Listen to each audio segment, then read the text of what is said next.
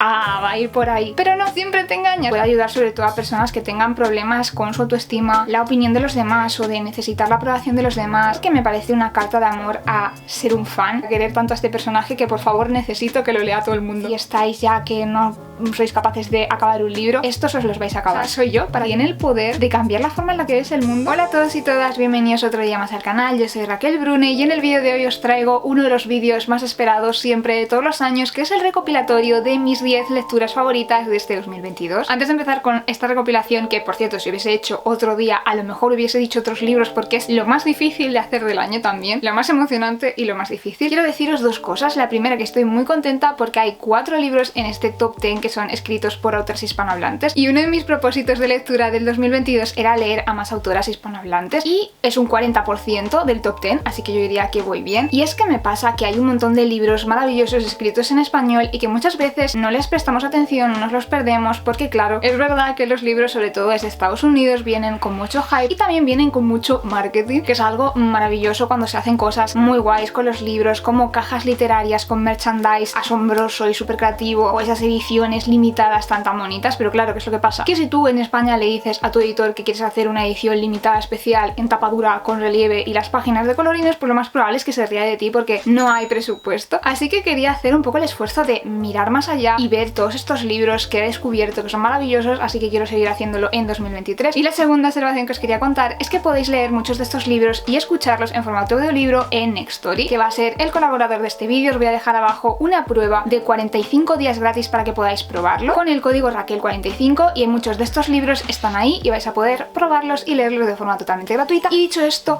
vamos allá con la recopilación de esas 10 lecturas que se van a quedar conmigo aquí en mi corazón por mucho tiempo.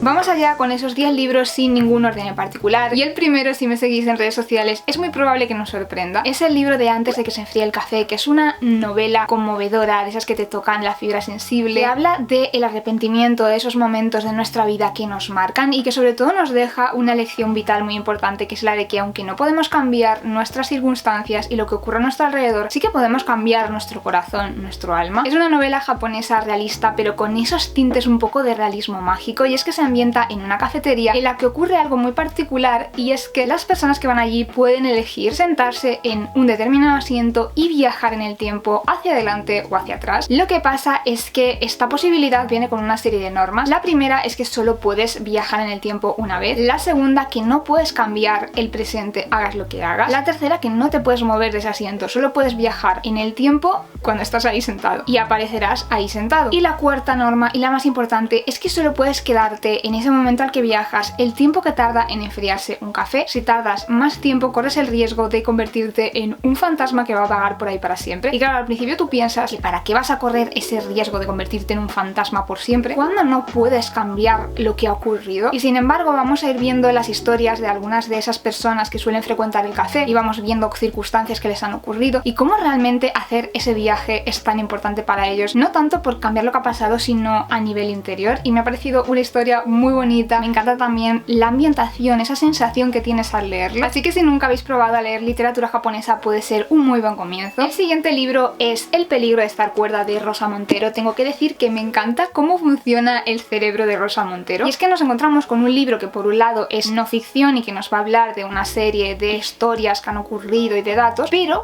por otro también tiene un elemento de ficción, de narración, que no sabemos hasta qué parte es real y hasta qué parte es imaginación. Lo que más me gusta es que mezcla un montón de cosas. Este libro al final de lo que habla es de esa relación que se ha establecido siempre en la cultura popular entre la locura, la cordura, la creatividad, el arte, la inspiración, etcétera, etcétera. Y lo que va a hacer Rosa Montero es que habla un poco por un lado de sus propias experiencias, de esta historia que os cuento que podría ser ficción o no, y también de datos científicos de cómo funciona el cerebro. Lo mezcla con historias de pintores, de escritores famosos, y es muy curioso cómo funciona tan bien y cómo consigue que sea una historia historia coherente teniendo tantos elementos, es fascinante. Y además personalmente una cosa que me ha gustado mucho al leerlo es que sobre todo cuando Rosa Montero cuenta sus propias experiencias, yo lo estaba leyendo un poco tal que sí soy, o sea, soy yo, ¿para qué nos vamos a engañar? ¿Podría ser yo la prima perdida de Rosa Montero? Podría ser. Y creo que muchas personas que lean este libro y que también les interese todo el mundo de la creatividad se van a sentir muy reflejadas y muy identificadas en muchas cosas, así que muy recomendado también. ¿Realmente sorprende a alguien que haya un libro de Isabel Allende en este top 10? Probablemente no. Y es que yo necesito mi libro de Isabel Allende anual para ser adulta funcional. Y tengo que decir que viendo la acogida que ha tenido este libro y lo interesante que es la premisa y cómo funciona toda la novela, tengo la sospecha de que va a ser como uno de esos libros más icónicos de Isabel Allende. Y es que trata sobre una mujer llamada Violeta y nos cuenta su vida a lo largo de 100 años, desde la gripe española en los años 20, de 1920, hasta la pandemia del coronavirus en el año 2020. Y a lo largo de esos 100 años, como podéis imaginar, le ocurre de todo a esta mujer. Vamos a ir viendo toda su vida, pero también un poco el contexto en el que ella se va moviendo, todos esos cambios históricos. Ella nace y vive en Chile. Y una cosa que para mí es la más fascinante de esta novela, aparte de todos esos datos históricos y cómo explora un montón de personajes y un montón de eventos y acontecimientos, es la propia evolución de Violeta, porque en 100 años caben muchas Violetas. Y podemos ver cómo ella tiene una voz narrativa súper fuerte, porque es ella quien nos cuenta su historia en retrospectiva mirando hacia atrás. Y es fascinante ver cómo es una mujer que tiene limitaciones por la educación que ha recibido en su época en cuanto, por ejemplo, a cómo entiende el papel de una mujer en la sociedad. Aunque la hayan educado en ese contexto, siempre va un paso más allá y es una mujer muy fuerte, muy independiente, que aún así tiene esa vulnerabilidad, y es una mujer también pues con su corazón, que comete errores. Y es muy interesante ver cómo ella misma reflexiona sobre todo lo que ha aprendido, sobre todo lo que se ha equivocado, sobre todo lo que le ha pasado a lo largo de su vida, y ver esa evolución, ver todas esas personas que ha sido a lo largo de los años. Y es una novela muy interesante, también me ha hecho llorar en más de una ocasión, porque claro, en una vida te pasan muchas cosas buenas, pero también te pasan muchas cosas malas, y te lo cuenta todo, y al final llegas a comprender y a querer tanto a este personaje que por favor necesito que lo lea todo el mundo. A continuación vienen dos libros de no ficción, que son los de Atrévete a ser feliz y sobre todo el que más me ha gustado, Atrévete a no gustar, que son dos libros que están un poco a medio camino entre un ensayo filosófico y un libro que parte de la psicología y mezcla un poco todo. Es un libro que yo personalmente, si os llama la atención, os recomiendo sobre todo que lo leáis, porque creo que cuando uno lee estos libros al final le pones mucho de ti mismo y cada uno acaba, digamos, obteniendo lo que necesita. No os voy a decir que sea un libro en el que haya dicho wow, estoy súper de acuerdo con todo, pero sí que me ha hecho pensar mucho y llegar a mis propias conclusiones, que a veces eso es lo importante. De hecho, el propio texto está planteado a través de un diálogo en el que un maestro le va a plantear una serie de ideas muy rompedoras a su alumno, y el alumno, claro, al principio reacciona diciendo no, esto que me estás diciendo suena demasiado bonito, suena demasiado fácil, no puede ser, ¿no? Y van teniendo este diálogo a través del cual el alumno va diciendo pues voy viendo por dónde quieres ir, y tú a la vez al leer ese diálogo también vas llegando a tus propias conclusiones. Es un libro en el que se habla mucho de cómo responsabilizarte de tu propia vida, de cómo tu vida es tuya, y realmente nadie debería decidir por ti, pero tú tampoco deberías intentar decidir por otras personas, y habla de ese equilibrio un poco como el verdadero respeto y el verdadero amor. Me parece muy interesante y creo que es un libro que tiene muchas cosas que puede ayudar sobre todo a personas que tengan problemas con su autoestima, que tengan problemas a la hora de manejar la opinión de los demás o de necesitar la aprobación de los demás, también con personas a las que les cueste pasar a la acción, que estén mucho en su cabeza, que se preocupen mucho por el futuro, que estén muy anclados en el pasado. Creo que es un libro que te pega muchas bofetadas en ese aspecto y del que se pueden extraer muchas lecciones que al final sí se pueden aplicar en el día a día y que luego te acuerdas de ellas. Así que no sé, quizás sea de los libros que más me han obligado a pensar este año, y por eso me gustaría también pues recomendarlo para que cada uno pueda sacar de él lo que necesite. El siguiente libro de mi lista también es bueno para la salud mental, pero por otros motivos, y es el libro de Anne sin filtros, que básicamente es un retelling de Anne de las Tejas Verdes, en el que son todos súper fans de una serie que a su vez es una interpretación del mito artúrico, y son tan fan todos que siempre están haciendo fanart, fanfiction, fotos inspiradas en esta serie. Es un poco como su pasión, y lo curioso es que Anne en este libro escribe un fanfic bajo el seudónimo de Lady Cordelia. Me encantan como todos los detalles están perfectamente hilados para tener relación con el libro original, y Gilbert es su archienemigo, digamos, dentro de este mundo de los fanfic, y va a hacer una apuesta con él, según la cual si él consigue llegar a X visitas antes, ella tiene que revelar su verdadera identidad. Y es un libro precioso que me encanta sobre todo por 4 motivos. El primero, evidente, que es un retelling de Anne de las Tejas Verdes. Amamos este libro y es un poco como que cierra un poco esa herida que nos dejaron al cancelar la serie, ayuda un poco a tener el closure, ¿sabes? A superarlo. La segunda razón por la que lo amé es porque me parece una carta de amor a ser un fan, a ser muy fan de algo, a que una serie, un grupo, un cómic, una película, unos libros, lo que sea ocupen un lugar dentro de tu vida y de tu corazón y que tú le des a cambio que crees esos fanfics, que hagas todas esas cosas, me parece precioso. La tercera razón es que también se habla mucho de escritura y de una forma muy vulnerable que creo que si os gusta escribir y habéis escrito, incluso sobre todo si compartís lo que escribís en público, vais a ver momentos en el proceso de Anne que vais a decir: ay, Anne, querida mía, te quiero. Y no sé, que creo que también te puedes sentir muy reflejado. Y lo cuarto, y tal vez lo más importante para mí, es que es un libro feliz. Es un libro acogedor, esa sería la palabra. Un libro que te quieres meter en él y ser uno más del club de amigos y vivir sus experiencias. Y es muy bonito al final, sobre todo cuando necesitas este tipo de lecturas en el que todo va bien y sientes que te dan un abrazo y que te prometen que vas a pasar un rato en el que todo va a ser perfecto. Evidentemente tiene sus mini dramas, pero al final todo bonito. Si necesitáis eso, muy recomendable. Mi siguiente lectura recomendada es toda una sorpresa y es Un río encantado. No me esperaba nada de este libro, no sabía ni de qué iba, así que lo empecé a leer con cero expectativas y quizás por eso me ha gustado y me ha sorprendido tanto. De hecho lo empecé a leer porque la autora venía a España, pero luego al final no pude ir, entonces no sé, o sea, simplemente lo leí de casualidad, un poco de rebote, y me alegro un montón porque me encanta cómo escribe esta autora, me parece muy envolvente, muy delicado, pero es que además si sois fans de la ambientación, de la mitología celta, de todas estas leyendas del agua, el aire, las hadas, muy recomendado. Se ambienta en una isla que está dividida en dos y en cada una de las partes de esta isla hay un clan. Uno de los clanes, digamos, que utiliza como herramienta para sobrevivir la fuerza bruta, la violencia, y la otra utiliza la magia, que es lo que pasa, que la magia tiene un precio. Entonces estas dos partes, digamos, que no se entienden muy bien. Vamos a vivir un poco esta primera parte porque es una biología desde el punto de vista de aquellos que utilizan la magia, y la segunda parte seguramente tiene pinta de que va a ser desde el punto de vista de la otra parte, y tengo mucha curiosidad por ver cómo mezcla todo, porque claro, vemos solo a ese pueblo a través de los ojos de sus enemigos, pero bueno, ya llegaremos a todo eso. Y esta historia empieza cuando Jack, que es una especie de trovador, juglar, músico atormentado, vuelve a la isla después de muchos años. Le llaman porque están desapareciendo un montón de niñas pequeñas, no saben por qué, y solo él, que tiene ese poder de la magia, es capaz de utilizar las canciones para preguntar a las hadas, a los distintos pueblos de las hadas del mar, están las hadas de la tierra, están las hadas del fuego, del aire. Lo que pasa es que invocarlas requiere mucho poder y nos vamos a encontrar con todos esos misterios, con todos esos conflictos. Y es que además hay 4 personajes que son los que van a protagonizar esta historia, que una de las cosas que más me gustan es ver su evolución y ver cómo van evolucionando sus relaciones. En fin, es un libro con muchos elementos pero muy agradecidos y que funciona muy bien. Tengo mucha curiosidad por ver el desenlace y cómo se ata todo, porque claro, luego cómo acabe puede hacer que el primer libro sea todavía mejor o decir así que tendremos que ver, pero para mí ha sido una gran lectura. Seguimos con otro libro que ha sido una sorpresa inesperada, que es el libro de cultos, El lenguaje del fanatismo. De nuevo es un libro que no sé muy bien ni cómo he llegado a leer, así un poco por casualidad, y me sorprendió un montón desde que empecé a leerlo, sobre todo lo adictivo que es y cómo engancha. Y siendo un libro que trata un tema tan complicado, pues cuesta hacer que enganche, pero es la forma que tiene de escribir la autora, que de alguna manera es muy divertida tratando un tema tan serio. Y el libro se divide en 2 mitades, pero básicamente lo que hace es que va a hablar de cómo en estos cultos se utiliza el lenguaje y se utiliza la comunicación y determinadas herramientas para modelar un poco la forma que tienen las personas que forman parte de ella de ver la realidad, como por ejemplo se separan los unos de los otros en el sentido de estamos los que formamos parte de este grupo y luego está el resto de forma despectiva. O sea, un montón de técnicas y de formas de utilizar el lenguaje, y en la primera mitad del libro lo que hace es que nos explica todas estas herramientas dentro de verdaderos cultos que por cierto acabaron muchos bastante mal, y nos va explicando con ejemplos cómo sucedió esto. Y una vez que ya tenemos identificadas todas esas herramientas, en la segunda parte lo que hace es explicar cómo esas mismas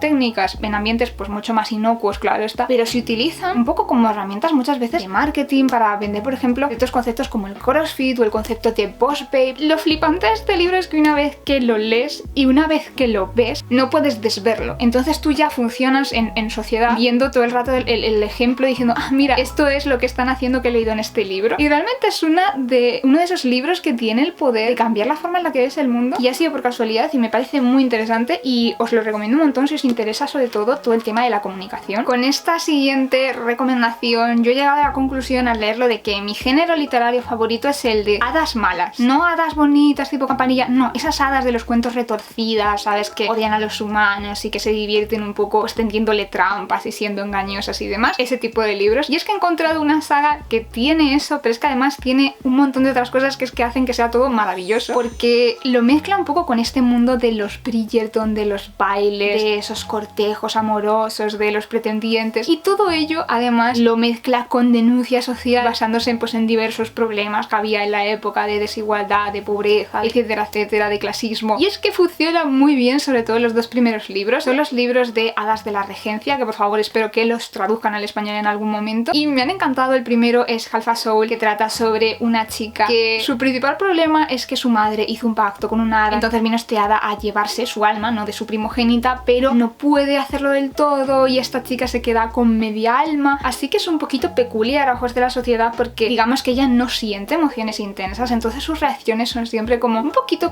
más comedidas de lo que esperan los demás, así que se la percibe como extraña. Y a todo esto su hermana se la lleva a Londres para que conozca al sorcier del rey, para que la ayude, y pasan un montón de cosas y me encanta y es maravilloso. Si os gustan los libros románticos con un poquito de magia ambientados en la regencia, muy recomendable. El segundo libro además tiene el punto de que es un poco una especie de retelling de la Cenicienta con otro giro en el que la hada madrina pues es un hada de este tipo. En fin, maravillosos, súper ligeros de leer también, muy divertidos, tenéis que leerlos. Si os gusta Jane Austen, toda esta...